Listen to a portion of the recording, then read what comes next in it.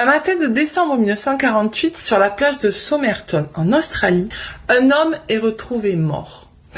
Aucun document d'identité, aucune trace de lutte ni cause de décès apparente. Soigneusement habillé, le visage paisible, mais ce n'était que le début d'un mystère devenu mondial. Voici l'étrange affaire du Somerton Man ou Tamam Shud.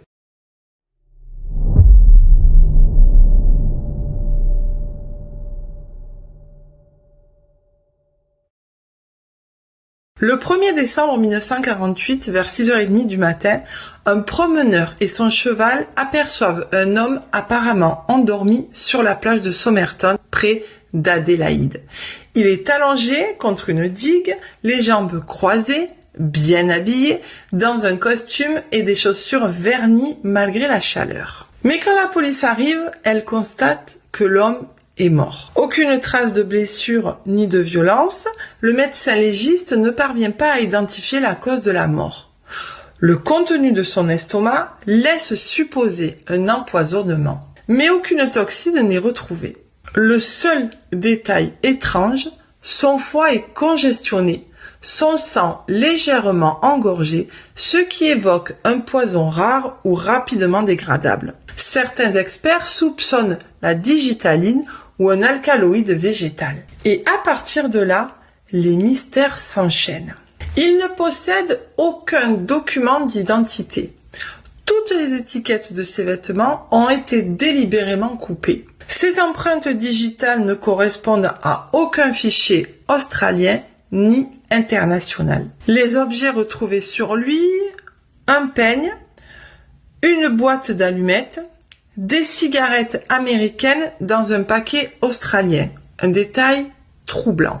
Mais rien qui permette de savoir qui il est. On note aussi qu'il porte une montre bracelet brisée et que ses mains ne montrent aucune trace de travail manuel, ce qui laisse supposer un homme instruit ou d'un certain statut social. Quelques jours plus tard, une valise abandonnée est retrouvée à la consigne de la gare d'Adélaïde et elle semble lui appartenir. À l'intérieur, des vêtements, toujours sans étiquette, un tournevis, un couteau aiguisé de manière artisanale, un pinceau de pochoir et un fil orange très rare correspondant à une réparation dans le pantalon de l'homme. Le fil orange de la marque Barbour n'est pas distribué en Australie. Ce détail alimente la théorie que cet homme vient de l'étranger ou qu'il a récemment voyagé. Rien ne permet de l'identifier, mais les objets renforcent l'idée que cet homme menait une vie secrète. En janvier 1949, un examen plus minutieux du corps révèle une poche secrète cousue dans le pantalon. À l'intérieur, on y retrouve un morceau de papier soigneusement découpé portant les mots Tamam Shud. Ces mots-là, c'est du persan et ça signifie fini ou terminé. Et ces mots sont la conclusion d'un célèbre recueil de poèmes mystiques, le Rubaiyat d'Omar Khayyam. Une chasse au livre original commence alors. Et à peine quelques mois plus tard, un homme se présente à la police. Il dit avoir retrouvé un exemplaire du Rubaiyat dans sa voiture, garée à Glenelg, non loin de la plage de Somerton, au moment du décès. On analyse le livre et on retrouve une cavité arrière dans laquelle le mot avait été découpé. Mais ce n'est pas tout. Dans le livre, il y a aussi une série de lettres manuscrites et un numéro de téléphone. La série de lettres qui n'a jamais été décryptée avec certitude pourrait être un code secret. Le numéro mène à une femme vivant à proximité. Elle s'appelle Jo Thompson. Elle est surnommée Justine. Elle est infirmière ancienne militaire, poétesse amateur et elle a possédé un exemplaire du Rubaiyat. Lorsqu'on lui montre le buste de l'homme, elle semble bouleversée, mais elle affirme ne pas le connaître. Les enquêteurs remarquent qu'elle évite soigneusement de regarder la sculpture du visage. Les rumeurs parlent d'une liaison secrète, voire d'un enfant caché. Et le détail troublant, c'est que le fils de Justin Robin présente de fortes similarités physiques avec le Somerton Man.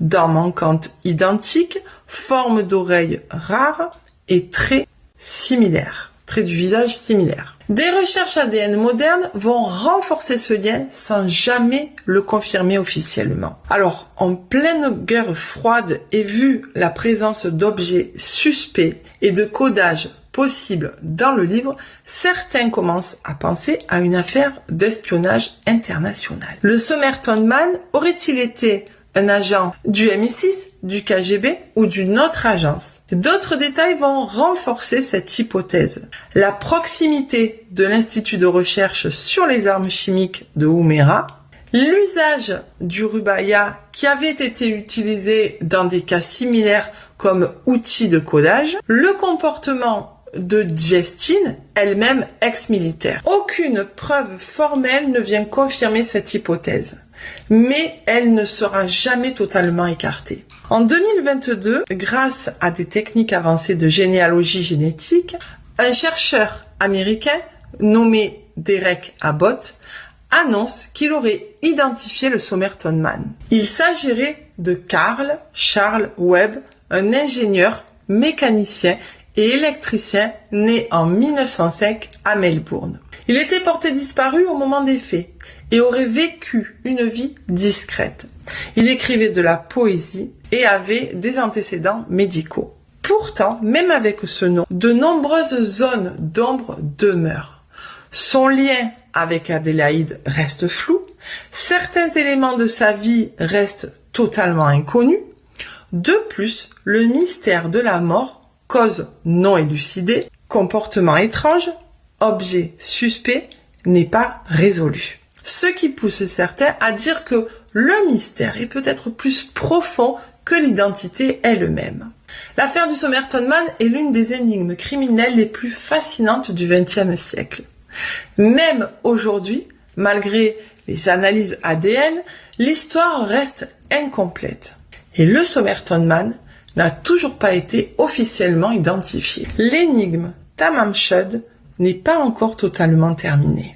Voilà les amis pour l'histoire du Somerton Man. Dites-moi en commentaire si vous la connaissiez. On se retrouve la semaine prochaine pour une nouvelle vidéo. J'espère que vous passez un bel été et je vous dis d'ici là, portez-vous bien.